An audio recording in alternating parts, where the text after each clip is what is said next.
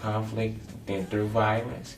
And also let them know that violence doesn't lead you anywhere but the jail or the graveyard. Our generation could possibly be the last generation of resistance against this oppression if we don't stand up. God is my motivation, and secondly, my children. Faith is first and foremost. I think the second thing is young people like you.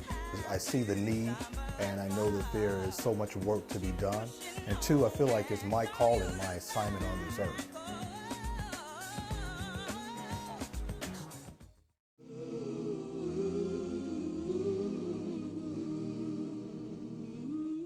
Chicago, the Memorial Day weekend was a shockingly violent one. Over 3 days, 68 people were shot. To put that in perspective, that's more people shot in one weekend than wounded in a typical month in battle-torn Iraq.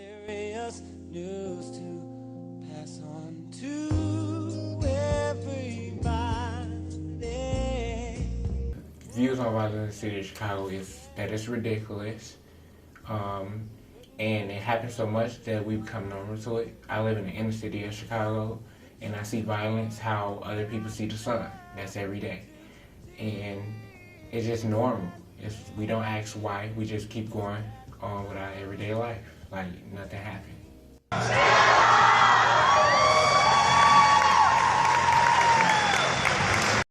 And American inner cities, a young person faces enormous challenges. Poverty, illiteracy, and communities crumbling before their eyes. Here at home, drugs and gangs are an everyday reality for our youth. Our schools are struggling to keep students engaged. In many urban schools, only 50% of the students are graduating. Across the globe, 1.2 billion people can't read or write, condemning them to a cycle of extreme poverty that they can't escape. But in the face of these oppressive challenges, have communities lost hope? Not for a minute. Youth here at home and across the globe are connected by their courage, their resilience, and their hope. They are tied by their desire for change. They just need the tools to make that change happen. 20 years ago, we started Build On to break the cycle of poverty, illiteracy, and low expectations through service and education.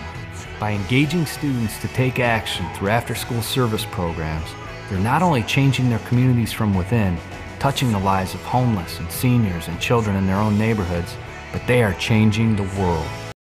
I got introduced to Build On before I came to OR. My friend Jewel, she was in Build On way before I was. Then had to trick me into going to a service project. What I'm doing through Build On to combat the violence is we have a Stop the Violence group, and last year what we did, since we saw a lot of police brutality, we did a basketball tournament with the police officers, and we didn't play against them because we wanted to come together and empower each other. We played with them, and it was a lot of people that came out, and we had a great time. And this year what we did was go out to grammar schools and talk to them about violence and let them know there's a better way out of conflict than through violence. And also let them know that violence doesn't lead you anywhere but the jail or the graveyard. We judge ourselves not by what we have, but by what we give to other people. So through Build On, you're giving a lot. We've been in existence since 2007. We actually grew from a summer program that was it was an economic employment opportunity for us, and we actually learned the organizing skill set through that program. And from there, we had started our movement after the program with our name, and just with the motivation to start our own organization, a youth group. The motivation behind it was that us growing up in the community that we were in, Woodline, where we're based, where we're founded, where I'm born and raised, there wasn't so many options for us to go into. With us facing so many adversities in our communities, such as interracial violence, we seen that we want to be more of a positive and a constructive force in our community, rather than a destructive force in our community. So that was the main push. Once we saw that this is a tool, community organizing was a tool that we can use to liberate ourselves and our community from these oppressions, the systems of oppression. And we was like, okay, let's get our friends involved. So we started recruiting our own friends to get involved in our campaigns. And and training our own friends in community organizing. I'm 20 years old and I'm a member of this community. I'm also a leader and an organizer with Fearless Leading by the Youth. We've been fighting the Trauma Center campaign for the past 2 years. We've been doing our best to raise awareness about the lack of trauma care on the South Side. We've been protesting at this hospital on a regularly for those past 2 years. We got a level 1 trauma center on the South Side, right? Right now, we had a level 1 trauma center, a trauma center campaign since 2010, but we finally had the University of Chicago to get a level 1 trauma center on the South Side after like around 15 plus years of the South Side being coined a trauma center desert. Right now, we actually have a Woodlawn Restorative Justice Hub right now. Flyers providing the community organizing one-on-one trainings for the Restorative Justice Hub. We have employment sections. We have job readiness skill sets. We have an art section. We have a Woodlawn reentry program that I'm a program coordinator of as well, where we have youth coming from the Juvenile Temporary Detention Center back into the community, in which we are able to connect them to resources and also back into high school, such as the Youth Connecting Charter Schools, where we're sitting in front of the headquarters right now. Motivate me to keep going when I want to give up. They remind me of why I'm called to do what I do, and they physically help me in everything that I do. So I don't ever take full credit for anything. My children are always with me in everything that I do. When you want to go to work, but there's no place to go to work, you get depressed. You turn to the drugs. So it becomes this big vicious cycle. To make money, you sell the drugs. You commit crimes. So that sets so many things in order, or out of order, actually. Working for a network was great, but it was at that point, working as a regional network producer, that I saw the country, and I saw Chicago especially in urban centers in reference to the violence. And first it broke my heart, but then that's what pushed me out of the door and back into the community. If you're going to do anything, when it comes to urban violence, providing resources in the community, you have to recognize that it's generational. Because just as it started in the late 70s, it's been a cycle that's been going on and being passed on from generation to generation. I call, and this is my new term, and it is trademarked, Momtor. I'm a Momtor. I'm a mentor, and I'm a mom. And I've had to not only be the mom to the young person who presents, I've had to be the mom to the parent who happens to be twice the child's age in many instances, and maybe even less than twice the child's age, which means that mom was a teenage mom. What I like about Impact is anybody from any place has the opportunity to come and learn more, and it helps students not only in high school but prepare for things in college. We are offering adult computer programming. We even deal with, one of our most delightful classes is the class for the seniors. They don't know how to use the smartphones and the tablets that their kids are getting them. They don't know how to talk on FaceTime or Google Hangouts and things like that. So we teach them that. We have a waiting list for our GED training class. We already have a plan for the Impact Education, Technology, Arts, and Wellness Center.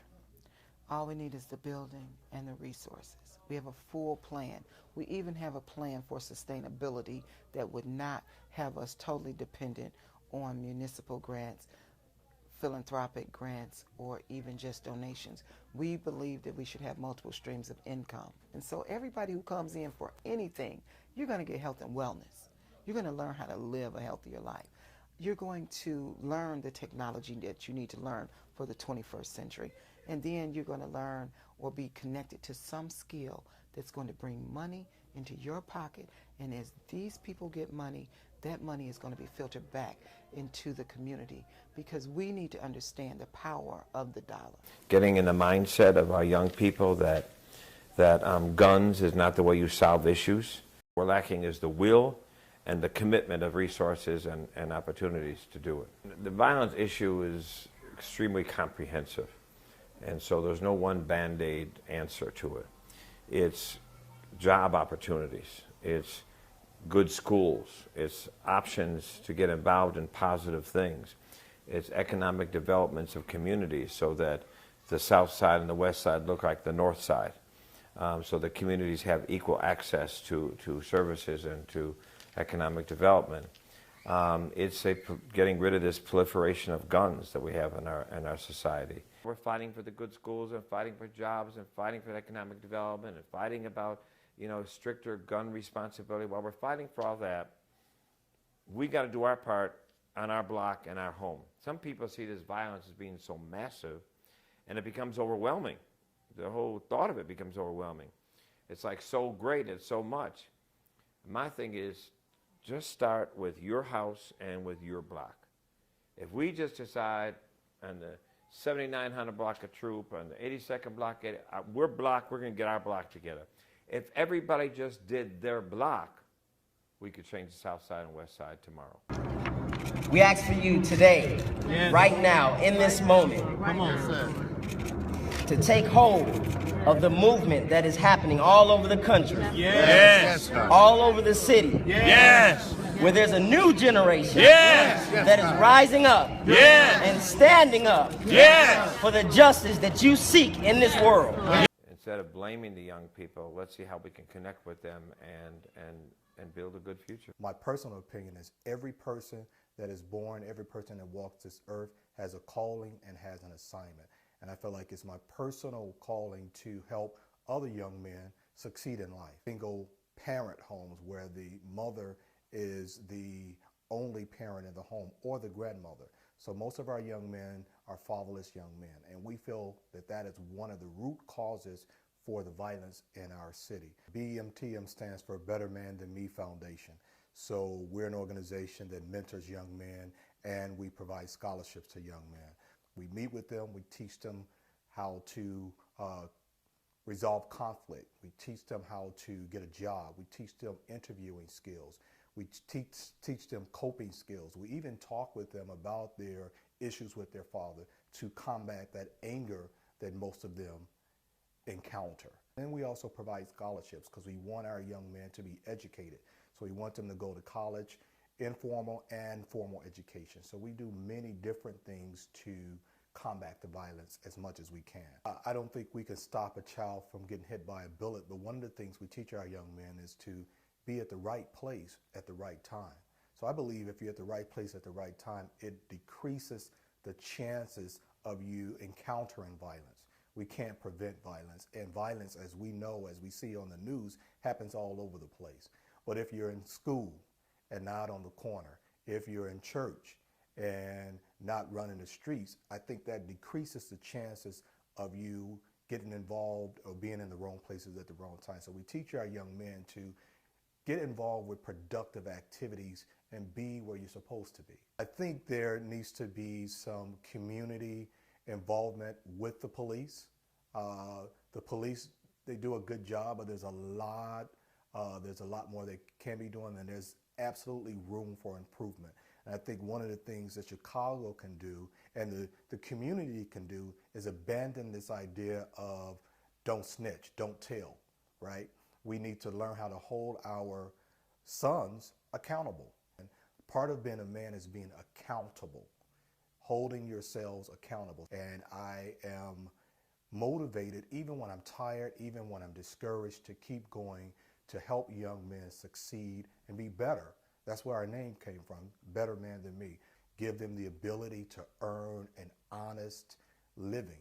One of the things that men are born with, innately born with, is the need to take care of their families and their communities. And when we feel like we don't have options and choices to do so, we turn to dishonest,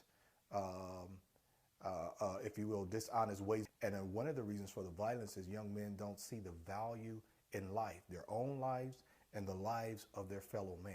So I think if we teach our young men the value and where they came from, what their history is, what their people have encountered, in Africa and in the early years of being here, I think that will help them understand their responsibility to their community.